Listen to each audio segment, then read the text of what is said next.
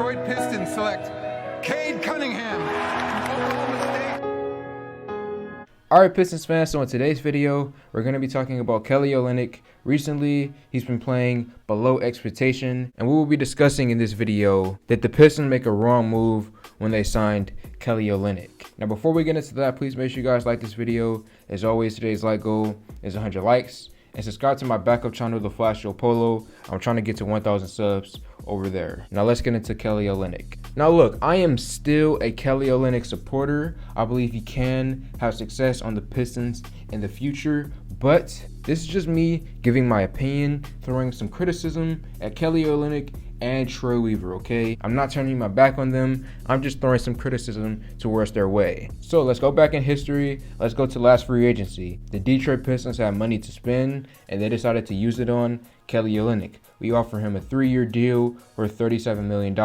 And it was a fair deal. You know, he came off of a season where he was on the Miami Heat and he was on the Houston Rockets, and between those two teams, he averaged 13 points and 3 assists. So at the time, it did seem like a fair deal. And early on in the season for the Detroit Pistons, when he did play, he was very effective for us. He was the best bench scorer that we had at the time. He was above Trey Lyles. Hamidou Diallo wasn't even getting minutes at the time.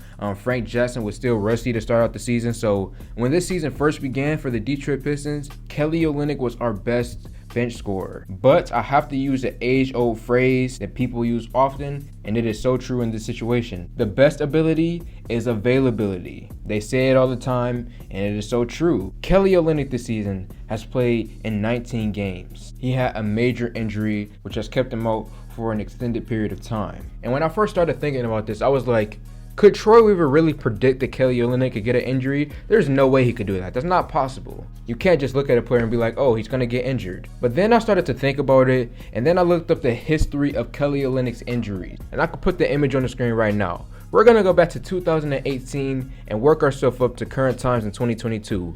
Kelly Olynyk in 2018, he had a shoulder injury. Then in 2019, he had a right ankle sprain, a left quad contusion, and then a knee injury. Then in 2020, he had a thumb injury, another knee injury, another knee injury. Then he had a left knee injury, and that was all for 2020.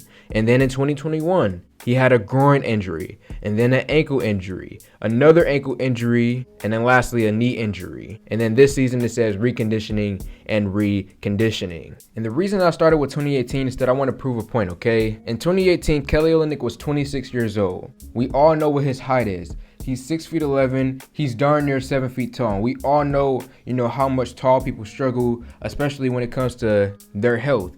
And specifically with athletes, with them weighing so many pounds and have to carrying around so much weight and muscle, it's bad on things like their knees, their backs, their lower body, just everything. We all know that tall people around 6'11", 7 feet tall, they typically have more health issues than shorter people do. And just look at the frequency of knee injuries, ankle injuries. He's almost a 7-foot big man. All of these injuries started at 26, then it went to 27, 28, 29. Now he's 30, and Kelly is only going to get older and older and older, and he's most likely going to continue to have more and more injuries. But Troy knew all of this when signing him. He had the same information provided to him that we all do. He saw the constant knee injuries as he's gotten older in his career, but Troy still decided to sign him. And let's look at these recent games since Kelly recovered. Put the image on the screen. He has been able to pass the ball effectively for the Pistons, set up for others, but look at his shot totals. 1 for 6, 3 for 11,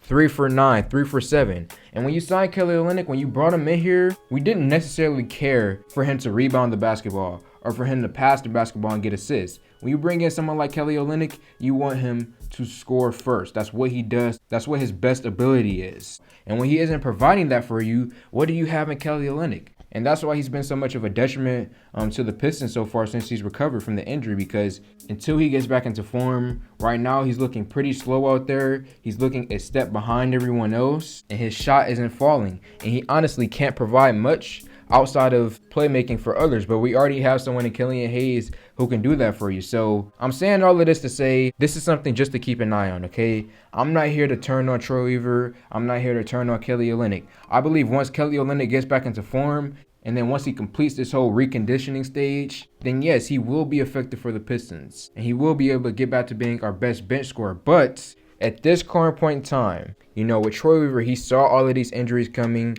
He knows the age. He knows Kelly Olynyk's height. When you look at Olynyk's history, you could have predicted that an injury may happen here in Detroit, but Troy still decided to sign him. So that's basically everything, man. Just throwing a little bit of criticism at our guys on the Pistons. So let me know your thoughts about all of this in the comment section below. Am I off, or do you agree with me? And how do you feel about the signing of Kelly Olynyk? Because as of right now, just for the simple fact that he hasn't been able to play for us much, it's kind of looking like a failure at this current point in time. But like this video, comment on this video, share this video. Thank y'all for 4K, and I'm out.